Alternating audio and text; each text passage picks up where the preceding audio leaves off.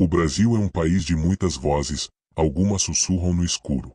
Histórias passadas de boca em boca, em estradas vazias, cidades pequenas, becos esquecidos.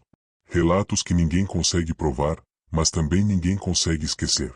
Hoje, você vai ouvir histórias que fazem parte do nosso imaginário. Lendas urbanas brasileiras contadas por quem jura que viveu cada segundo.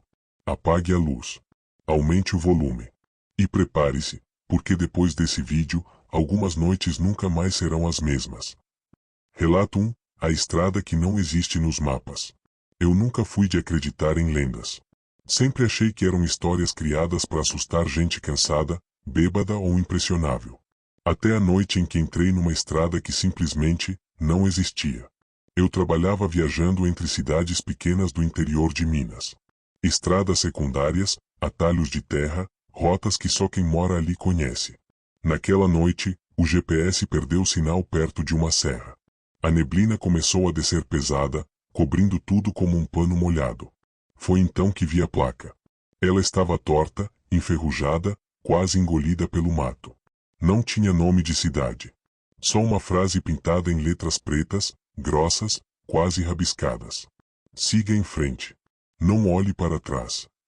Achei estranho, mas pensei ser alguma brincadeira de fazendeiro. Segui. O asfalto mudou. Ficou velho, rachado, como se ninguém passasse ali há décadas. O silêncio era absoluto. Nem grilo, nem vento. Depois de alguns minutos, percebi algo errado. Eu já deveria ter saído daquela estrada. Mas ela parecia não acabar nunca. As curvas se repetiam. As árvores eram sempre iguais. Era como se o cenário estivesse se reciclando. Então vi a primeira pessoa. Uma mulher parada no acostamento. Vestido antigo, branco encardido. Cabelo longo cobrindo o rosto. Ela não pedia ajuda. Não fazia sinal. Apenas estava ali, imóvel. Quando passei por ela, senti um arrepio tão forte que tive vontade de vomitar. No retrovisor, vi que ela não tinha rosto. Apenas uma sombra onde deveria haver olhos e boca. A estrada começou a ficar cheia. Gente parada. Homens, crianças, idosos. Todos imóveis. Todos virados para a estrada. Todos sem rosto. Meu celular voltou a dar sinal por um segundo. Recebi uma notificação. Não era mensagem. Era um áudio já reproduzindo sozinho. Uma voz rouca sussurrou. Você olhou. Agora continua. O painel do carro começou a falhar. O marcador de combustível girava sozinho. O relógio marcava 3h17 e não mudava. Depois de horas, ou dias, não sei, vi outra placa. A saída é para quem não foi visto. Eu não aguentei. Parei o carro. Saí correndo para o mato, sem olhar para trás. Quando acordei, estava num hospital. Disseram que me acharam desacordado no acostamento de uma rodovia normal. Sem estrada estranha. Sem placa. Sem neblina. Mas até hoje, quando passo por estradas à noite, vejo pessoas paradas no acostamento. E elas sempre viram a cabeça. Na minha direção. Relato 2. O homem que bate às 3 da manhã. Essa história aconteceu na casa da minha avó, no interior do Paraná. Uma casa antiga, de madeira, daquelas que rangem até com o vento. Ela sempre dizia: depois das 3, ninguém abre a porta. Ninguém. Na época, eu ria. Até a madrugada em que ouvi as batidas. Eram 3 batidas lentas, espaçadas, como se quem estivesse do outro lado tivesse todo o tempo do mundo. Toque, toque, toque. Olhei o relógio, 3 horas em ponto. Achei que fosse alguém perdido. Levantei, cheguei perto da porta e perguntei quem era. Do outro lado, uma voz masculina respondeu, quase num sussurro. Sou eu. Abre. Não reconheci a voz. Perguntei quem exatamente. Ele respondeu. Você sabe. As batidas voltaram. Mais fortes. Minha avó surgiu atrás de mim, pálida, segurando meu braço com força. Ela tremia. Não responde. Não olha. Não abre. A voz mudou. Ficou mais grave. Impaciente. Eu só quero entrar. De repente, ouvi algo que gelou meu sangue. A voz começou a imitar pessoas da casa. Chamou meu nome com a voz da minha mãe. Depois com a voz do meu pai. Depois, com a minha própria voz. As batidas ficaram violentas. A porta tremia. Então silêncio. Achamos que tinha acabado. Até ouvirmos passos. Dentro da casa. O som vinha do corredor. Lento. Arrastado. Meu quarto ficava no fim do corredor. A maçaneta começou a girar sozinha. Minha avó rezava baixinho, chorando. Quando o sol nasceu, tudo parou. Nunca vimos nada. Nunca abrimos a porta. Mas minha avó morreu meses depois. E antes de morrer, ela disse: ele entrou. Só não entrou no quarto. Até hoje, às vezes, acordo às 3 da manhã. Com alguém batendo. Relato 3. A loira do banheiro não é uma lenda. Eu estudava numa escola antiga, construída nos anos 40. Todo mundo conhecia a história da loira do banheiro. Todo mundo zombava. Até o dia em que resolvemos brincar com isso. Era intervalo. Banheiro feminino vazio. Fechamos a porta. Apagamos a luz. Fizemos tudo o que diziam. Chamamos o nome dela 3 vezes. Nada aconteceu. Rimos. Saímos. No dia seguinte, uma menina da minha sala desapareceu. No outro, outra. Começaram a encontrar marcas nos banheiros. Arranhões nas portas. Espelhos quebrados. Uma professora encontrou algo escrito no espelho com batom. Agora vocês me veem. Um dia, fiquei sozinha no banheiro. Ouvi alguém chorando numa das cabines. Perguntei se estava tudo bem. A porta se abriu devagar. Não era uma loira bonita. Era algo inchado, com o pescoço torto, olhos fundos, cabelo grudado no rosto. Ela sorriu.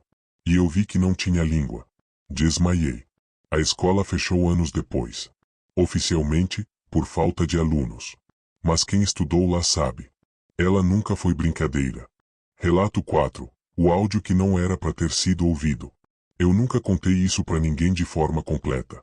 Sempre falei por cima, cortando detalhes, mudando horários, tentando convencer até a mim mesmo de que foi só coincidência. Mas não foi.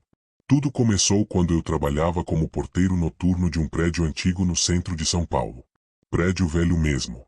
Anos 60, corredores longos, iluminação amarelada, cheiro de mofo permanente. À noite, ele parecia maior. Mais fundo. Como se ganhasse espaços que não existiam de dia. Meu turno começava à meia-noite e ia até às 6 da manhã. Depois das 2, quase ninguém circulava. Só o som distante da cidade, às vezes, passos nos andares de cima. Coisa normal, eu achava. Até a madrugada do áudio. Por volta das 3h12, o interfone da portaria chiou sozinho. Não tocou. Só abriu o canal. Fiquei esperando alguém falar. Nada. Quando ia desligar, ouvi uma respiração. Lenta. Pesada. Como alguém muito próximo do microfone. Perguntei. Alô? Qual apartamento? A respiração parou. Depois de alguns segundos, ouvi uma voz masculina, baixa, sem emoção. Você ouviu? Não era pergunta. Era afirmação. O canal fechou sozinho. Achei que fosse algum morador bêbado brincando. Segui a noite normalmente, mas senti algo estranho. O prédio estava silencioso demais. Nem elevador, nem passos, nem portas. Como se todo mundo tivesse ido embora. Às 3h17, o sistema de câmeras deu uma falha geral. Todas as telas ficaram pretas por exatos 17 segundos. Eu contei.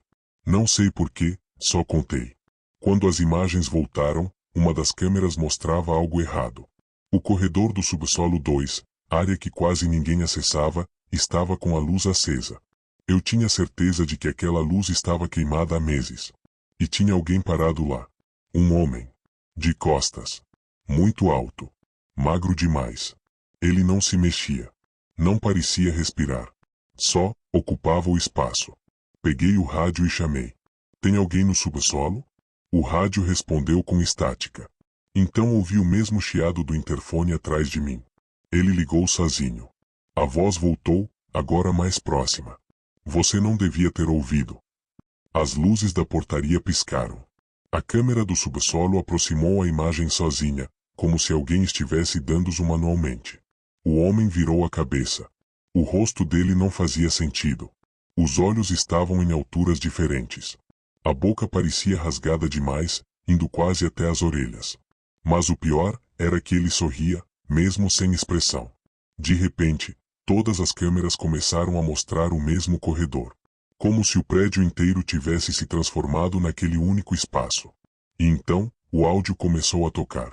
Não vinha de nenhuma caixa de som. Parecia vir das paredes. Era um som antigo, chiado, como gravação velha. Vozes sobrepostas. Algumas chorando. Outras implorando. Outras só repetiam frases sem sentido.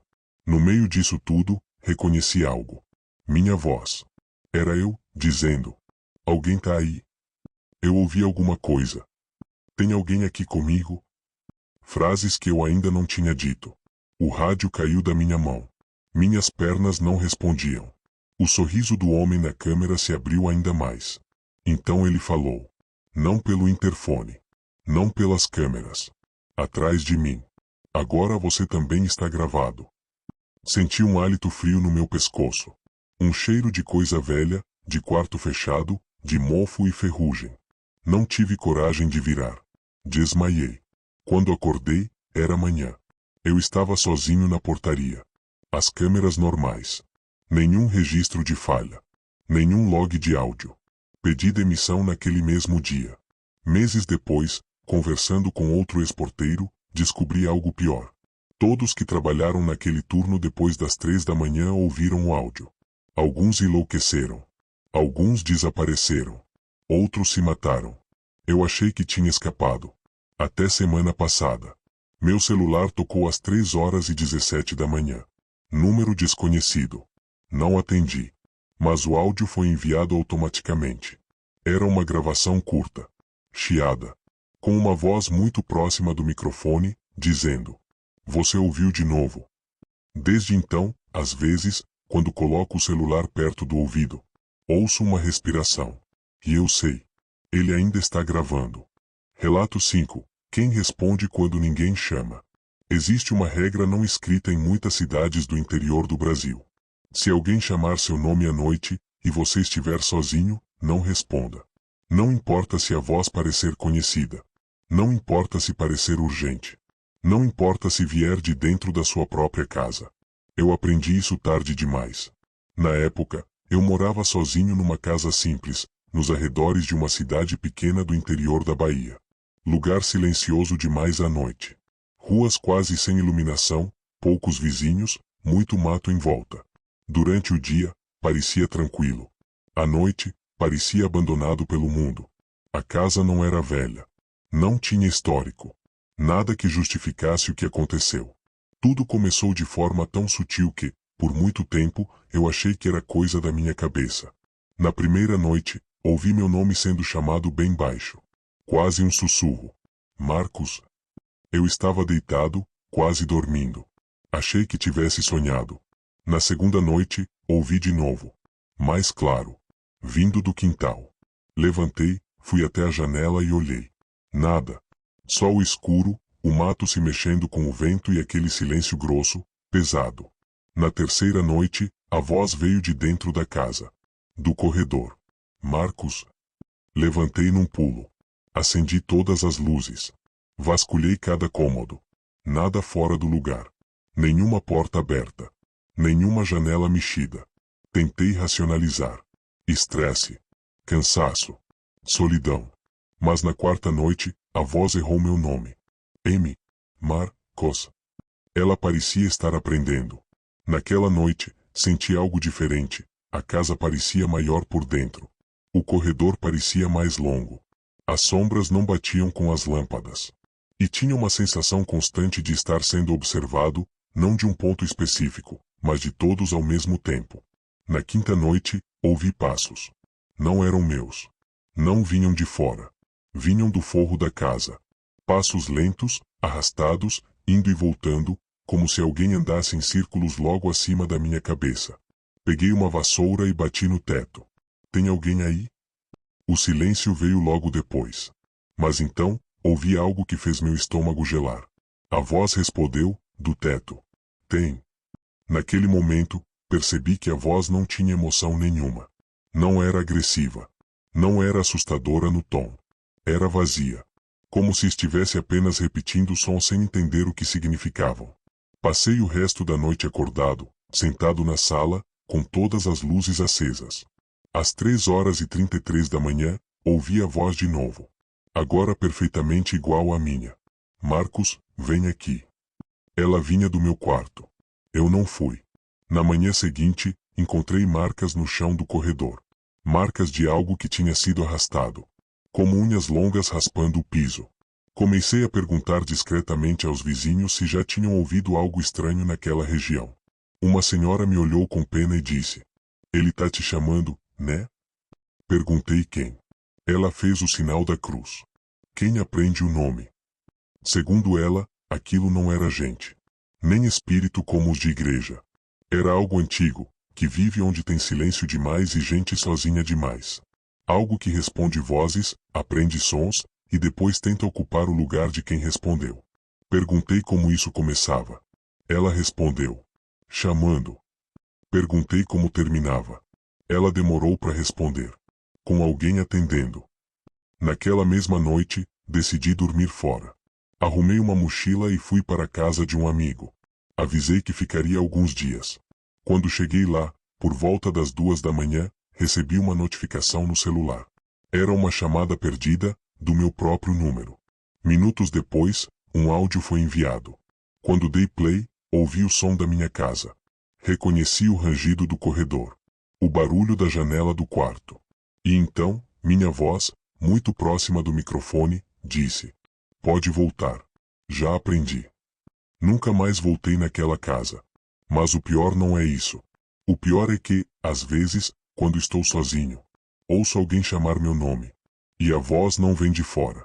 Vem de dentro da minha cabeça. E eu sinto que se eu responder uma única vez, não vai ser mais eu quem responde depois. Relato 6. O lugar onde as pessoas não voltam iguais. Toda cidade pequena tem um lugar assim. Um terreno. Uma estrada. Um prédio abandonado.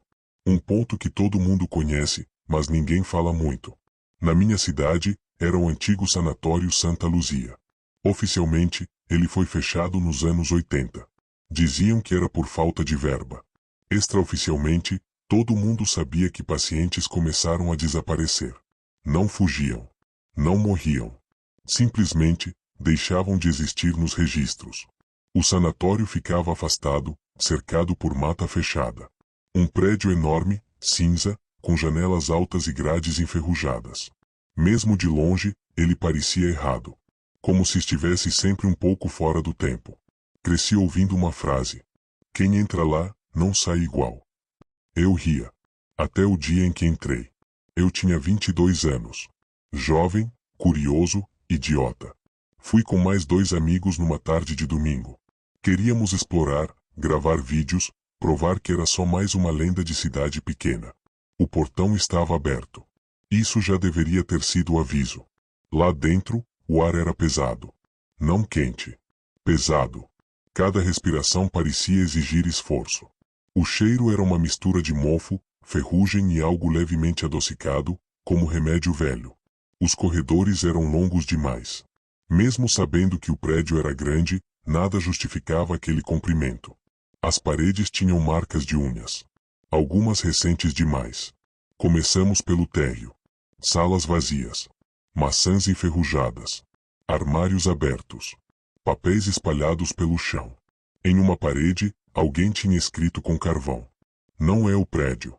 É o que ele guarda." Subimos para o segundo andar. Foi lá que ouvimos o primeiro som. Passos. Não nossos. Passos lentos. Descalços. Arrastados. Paramos. Ficamos em silêncio. Os passos continuaram, mas não se aproximavam. Eles andavam em círculos, como se alguém estivesse nos rodeando sem sair do lugar. Um dos meus amigos riu nervoso. Deve ser algum morador de rua. Então ouvimos uma risada. Baixa. Longa. Sem alegria nenhuma. Foi ali que percebi algo errado. O som vinha de dentro das paredes. Seguimos andando, tentando parecer corajosos. As janelas estavam todas fechadas por dentro. Algumas tinham grades por fora também. Como se quisessem garantir que ninguém entrasse ou saísse. No fim do corredor, havia uma porta diferente. Mais grossa. Com várias fechaduras antigas. Ela estava aberta. Dentro, havia uma sala circular. No centro, uma cadeira de metal presa ao chão. Em volta, espelhos. Muitos espelhos. Alguns quebrados. Outros intactos. Quando entrei, senti uma tontura imediata.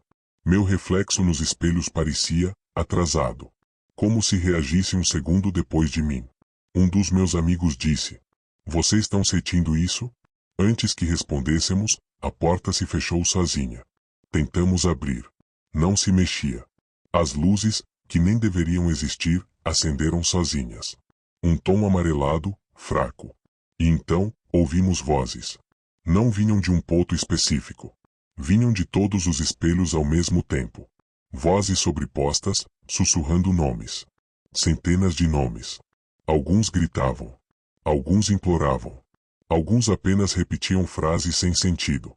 De repente, um dos espelhos mostrou algo diferente. Não era meu reflexo. Era eu, sentado na cadeira. Amarrado. Eu senti as amarras nos meus pulsos, mesmo estando em pé. Meu amigo começou a chorar. Isso não é real, isso não é real. A voz ficou mais clara. Uma só. Grave. Calma demais. Aqui, ninguém enlouquece. Aqui, ninguém morre. Aqui, as pessoas ficam. As paredes começaram a se mover. Não visivelmente, mas o espaço diminuía. A sala parecia encolher, como se estivesse nos engolindo. Vi meu outro amigo se aproximar de um espelho. Ele tocou o vidro. O reflexo sorriu. Meu amigo não. O espelho puxou. Foi rápido. Um som seco, como carne batendo em vidro. Ele sumiu. O espelho voltou ao normal, agora com uma rachadura nova. O nome dele começou a ser sussurrado pelas paredes. O outro amigo caiu de joelhos. Gritava pedindo socorro. O reflexo dele começou a bater no vidro, por dentro, desesperado. Eu fechei os olhos e fiz a única coisa que me veio à cabeça. Comecei a repetir meu nome em voz alta. Sem parar. Como se estivesse tentando me lembrar de quem eu era. Não sei quanto tempo passou. Quando abri os olhos, estava do lado de fora do sanatório. Sozinho. O sol estava se pondo. A porta estava fechada. Selada. Coberta de ferrugem como se nunca tivesse sido aberta. Ninguém acreditou em mim. Oficialmente, meus amigos desapareceram. Nunca foram encontrados. Nunca entraram no sanatório, segundo a polícia. Eu fui o único que saiu. Mas não totalmente. Às vezes, quando passo por um espelho, meu reflexo não me acompanha. Às vezes, ele sorri antes de mim. E toda noite, quando fecho os olhos, ouço aquela voz dizendo: "Você ainda está registrado." Porque o sanatório não guarda corpos. Ele guarda pessoas que não conseguiram ir embora por inteiro. Relato 7. Quando a cidade decidiu esquecer. Não existe placa indicando o nome da cidade. Nunca existiu. Ela aparece em mapas antigos, daqueles de papel amarelado, mas some nos mais novos. Não é erro de impressão. Não é falha técnica. Ela simplesmente deixa de estar lá. Eu sei por que cresci nesse lugar. E por que fui um dos poucos que conseguiram sair.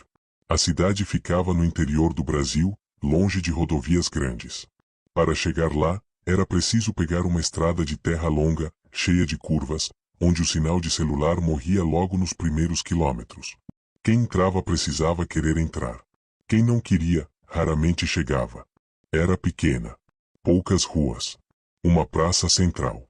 Uma igreja. Um mercado. Um posto de gasolina que quase nunca tinha movimento. Tudo parecia normal demais. Arrumado demais. Silencioso demais. As pessoas eram educadas. Gentis. Mas havia algo estranho nelas.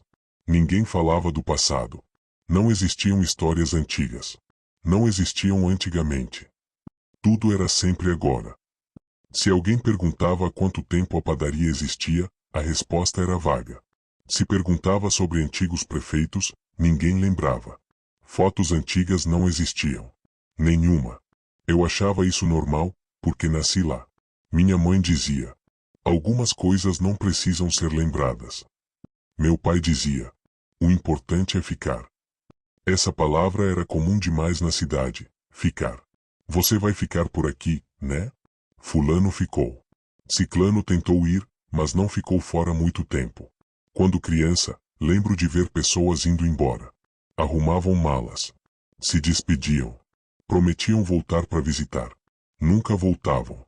E depois de um tempo, ninguém mais lembrava delas. Nem fotos. Nem nomes. Nem quartos vazios. Era como se nunca tivessem existido. A primeira vez que percebi que isso não era normal foi aos 17 anos. Uma professora nova chegou à escola. Vinha de fora. Tinha sotaque diferente. Fazia perguntas demais. Ela perguntou por que não havia arquivos antigos na prefeitura. Perguntou por que o cemitério tinha túmulos sem nomes. Perguntou por que ninguém parecia envelhecer muito além de certo ponto. As pessoas começaram a evitá-la. Um dia, cheguei à escola e a mesa dela estava vazia. Perguntei onde ela estava. A diretora me olhou confusa. Professora? Ninguém lembrava dela. Naquela noite, ouvi meus pais conversando baixinho na cozinha. Meu pai disse: ela quis ir. Minha mãe respondeu: então agora a cidade vai cuidar. Foi ali que entendi. Não eram as pessoas que esqueciam. Era a cidade que apagava. Com o tempo, comecei a notar coisas ainda piores. Ruas que mudavam de lugar. Casas que surgiam onde antes havia terreno vazio. Relógios que nunca marcavam o mesmo horário exato. Às 3 horas da manhã, sempre às 3, a cidade ficava diferente. O silêncio ficava absoluto. Os postes piscavam ao mesmo tempo. E algo parecia se mover sob o chão, como se a terra respirasse. Uma noite, acordei com alguém me chamando pelo nome. Não era voz humana. Era o som da cidade inteira falando ao mesmo tempo. Fica. Saí de casa escondido. Andei até a praça central. Lá, vi algo que nunca vou esquecer. Pessoas paradas. Todas. Em pé, imóveis, olhando para o coreto. No centro, havia uma fenda no chão. Escura. Profunda demais para ver o fundo. Da fenda vinha um som. Como milhares de vozes sendo engolidas ao mesmo tempo. A cidade estava se alimentando. Um senhor deu um passo à frente. Entrou na fenda sem resistência. Como se fosse normal. Ninguém reagiu. No dia seguinte, perguntei por ele. Quem? Decidi fugir. Arrumei uma mochila, peguei dinheiro escondido e saí antes do amanhecer. Caminhei pela estrada de terra por horas. A sensação era de que algo me observava o tempo todo. A estrada parecia se alongar. As curvas se repetiam. Atrás de mim, ouvi passos. Não virei. A cidade começou a falar comigo de novo. Agora só comigo. Você é parte. Você ficou tempo demais. A gente lembra de você. Comecei a correr. Ignorei a dor. Ignorei o cansaço. Ignorei a sensação de que o chão queria me puxar de volta. Quando finalmente cheguei à rodovia, desmaiei. Acordei num hospital de outra cidade. Disseram que me encontraram andando em círculos no acostamento, repetindo meu nome. Hoje, moro longe. Tenho documentos. Tenho endereço. Tenho uma vida. Mas às vezes, quando fecho os olhos, consigo ouvir postes piscando. Às vezes, acordo às 3 da manhã com a certeza absoluta de que ninguém lembra de mim. E o pior pensamento de todos é este. Talvez eu só tenha saído porque a cidade ainda não terminou comigo. Porque cidades como aquela não gostam de ser esquecidas. Elas preferem que você volte. Relato 8. O dia em que o tempo parou na minha rua. Não foi uma noite. Isso é importante. Não foi uma madrugada estranha, nem um horário proibido como 3 da manhã. Foi uma terça-feira comum, no meio da tarde. E talvez seja isso que mais me assusta até hoje. Eu morava numa rua sem saída, num bairro residencial normal. Casas simples, vizinhos antigos, gente que se conhecia pelo nome. Crianças brincavam na calçada, cachorros latiam atrás dos portões, tudo absolutamente comum. Até o dia em que o tempo tropeçou. Lembro exatamente do horário porque olhei no relógio do celular logo depois, 15 horas e 42. Eu estava lavando o quintal quando percebi o silêncio. Não aquele silêncio da noite, mas um silêncio errado para o meio da tarde. Nenhum carro passando. Nenhuma criança gritando. Nenhum cachorro latindo. Nem vento. Levantei a cabeça e vi algo que me deixou confuso. A água da mangueira continuava caindo, mas o som tinha sumido. Era como assistir a um vídeo no mudo. Olhei para a rua. Meu vizinho da frente estava parado na calçada, com o braço levantado, segurando uma sacola de mercado. O rosto dele estava congelado numa expressão neutra, como se alguém tivesse apertado pause. Mais adiante, uma criança estava no meio da corrida. Um pé no ar. O cadarço solto suspenso. Um cachorro pulava contra o portão, parado no ar. Meu coração começou a bater tão forte que achei que fosse desmaiar. Gritei. Minha voz saiu, mas não fez som nenhum. Corri até a calçada. Toquei no braço do meu vizinho. Ele estava quente. Vivo. Mas completamente imóvel. Os olhos abertos, sem piscar. Entrei em pânico. Corri de casa em casa, batendo nos portões, chamando, empurrando. Tudo congelado. Pessoas, insetos, fumaça saindo de uma churrasqueira, parada no ar. Só eu me movia. Olhei para o céu esperando ver algo absurdo. Um rasgo. Um avião parado. Alguma explicação. O céu estava normal demais. Então percebi outra coisa errada. Os relógios. Olhei para um relógio de parede numa casa com a janela aberta. 15h42. Olhei para o painel de um carro estacionado. 15h42. Meu celular. 15h42. O tempo não tinha parado no mundo inteiro. Só na minha rua. Foi aí que ouvi o primeiro som. Um estalo. Baixo. Seco. Vindo do fim da rua. Virei devagar. No começo, achei que fosse sombra. Mas a sombra estava se movendo, contra a direção da luz. Algo vinha andando pela rua. Não era uma pessoa. Não tinha forma definida. Parecia um erro no ar, como quando o calor distorce a imagem. Onde aquilo passava, as coisas pareciam menos sólidas. O silêncio começou a pesar. Não nos ouvidos. No peito. Senti uma pressão absurda, como se o ar estivesse ficando denso demais para respirar. A coisa parou no meio da rua. E então, falou. Não com som, mas com ideia. Eu não ouvi palavras. Eu soube. Ela não estava ali por acaso. Aquela rua tinha sido marcada. Porque ali, ao longo dos anos, coisas tinham acontecido. Discussões nunca resolvidas. Gente que morreu sem despedida. Crianças esquecidas. Promessas quebradas. Gente que ficou quando queria ir. Gente que foi quando devia ficar. Aquilo não se alimentava de pessoas. Se alimentava de tempo mal vivido. A coisa se moveu de novo. Passou por uma casa. Quando passou, vi algo impossível. Por um segundo, a casa mostrou todas as versões dela ao mesmo tempo. Nova, velha, quebrada, reformada, vazia, cheia. Como se o tempo estivesse sendo folheado ali dentro. Quando a coisa passou pelo cachorro congelado, o cachorro simplesmente desapareceu. Sem sangue. Sem som. Como se nunca tivesse existido. Um vazio no espaço onde ele estava. Entendi o que estava acontecendo. O tempo não tinha parado. Ele estava sendo editado. A coisa parou na minha frente. A pressão ficou insuportável. Meus joelhos dobraram. Então ela fez algo pior do que me atacar. Ela mostrou. Vi minha vida inteira, mas não como lembrança. Vi todas as versões possíveis de mim. Eu ficando naquela rua para sempre. Eu indo embora cedo. Eu morrendo ali. Eu nunca tendo existido. E entendi a escolha. Aquilo não decidia sozinho. Ele oferecia. Ou você ficava. Ou você era apagado junto com o que a rua não precisava mais lembrar. Não tive tempo de pensar. O mundo piscou. O som voltou com violência. Um estouro absurdo de realidade. Cachorros latindo. Crianças gritando. Carro passando. Caí no chão, ofegante. As pessoas voltaram a se mexer. Meu vizinho abaixou o braço, entrou em casa, como se nada tivesse acontecido.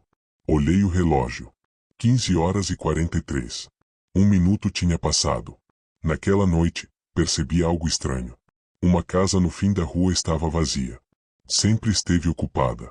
Uma família morava ali. Perguntei aos vizinhos. Que casa? Ninguém lembrava. Hoje, anos depois, não moro mais lá. Mas às vezes, quando passo por ruas sem saída, sinto o ar ficar pesado. Às vezes, às 15h42, tudo parece silencioso demais. E eu tenho certeza de uma coisa. O tempo não anda em linha reta. Ele para. Ele volta. Ele escolhe. E algumas ruas. São apenas lugares onde o mundo decide o que não vale a pena continuar. Relato final. Você não deveria ter chegado até aqui. Se você está ouvindo isso agora, então algo já deu errado. Não comigo. Com você. Esses relatos nunca foram feitos para serem ouvidos em sequência. Nunca. Cada um deles é um fragmento. Um resto. Uma sobra do que aconteceu com pessoas que chegaram perto demais de coisas que não funcionam como histórias normais. O erro é continuar. Sempre foi. Eu descobri isso tarde demais, quando percebi que nenhum desses relatos começa do jeito que deveria. Repara, ninguém acorda normal. Ninguém vive uma vida inteira antes do estranho acontecer. As histórias já começam com falhas, silêncios, espaços vazios. Como se algo tivesse sido cortado antes. Eu sou a pessoa que ficou responsável por juntar tudo. Organizar. Narrar. Dar sentido. E foi aí que eu entendi o padrão. Não são lendas diferentes. É a mesma coisa, se manifestando de jeitos diferentes. A estrada que não acaba. A voz que chama seu nome. O áudio que grava sozinho. O prédio que guarda pessoas. A cidade que apaga moradores. O tempo que para numa rua. Tudo isso é a mesma força, testando limites diferentes. Ela não aparece inteira porque não cabe. Ela não ataca de uma vez porque precisa de algo antes. Dedo indicador apontando para a direita, atenção. Ela precisa que alguém preste atenção. Percebi isso quando comecei a ouvir os relatos várias vezes, editando o áudio. Sempre no mesmo horário. Sempre no mesmo ponto. Às 3h17. O horário aparece em mais de uma história. Não por acaso. É o momento em que a maioria das pessoas está dormindo, mas o mundo ainda está funcionando. É quando a vigilância cai. Foi numa dessas madrugadas que percebi algo impossível. Enquanto editava um dos relatos, ouvi um som de fundo que não estava ali antes. Uma respiração. Achei que fosse ruído. Mas ela continuava, mesmo quando o áudio estava pausado. Tirei o fone. A respiração continuou. Vinha do quarto. Não havia ninguém. Voltei para o computador. O arquivo tinha mudado de nome sozinho. Não era mais relato final. Era registro, ouvinte ativo. Foi aí que entendi. Essas histórias não são para assustar. São para registrar.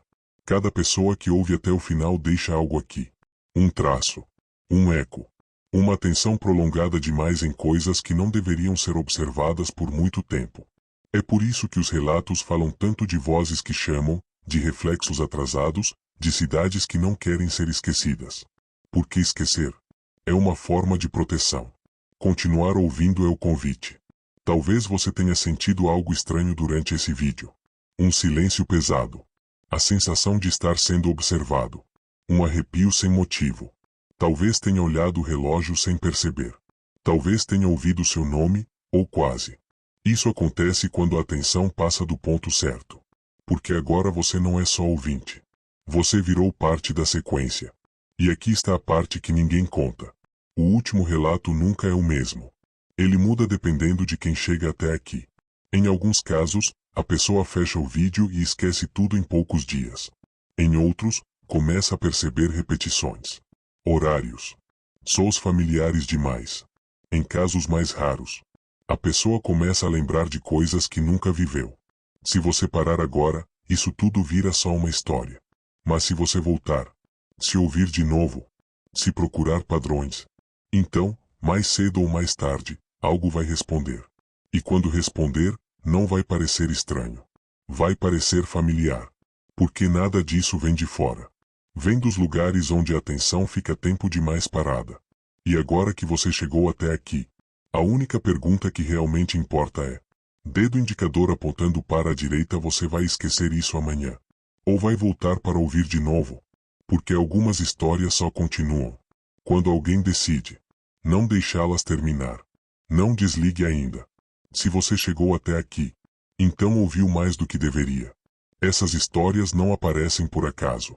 Elas encontram quem decide continuar ouvindo. Se você sentiu algo estranho em algum momento, um silêncio pesado, um arrepio sem motivo, a sensação de estar sendo observado, então você entendeu o recado. Se inscreva no canal. Não para apoiar, mas para não se perder. Deixe seu like. É assim que essas histórias sabem que ainda estão sendo lembradas. E escreva nos comentários. Não o que você achou, mas o que você sentiu. Talvez você não esteja sozinho nessa sensação. Nós voltamos em breve, com novos relatos. E agora que você sabe onde nos encontrar, algumas histórias também sabem. Boa noite. Se é que ainda é noite onde você está.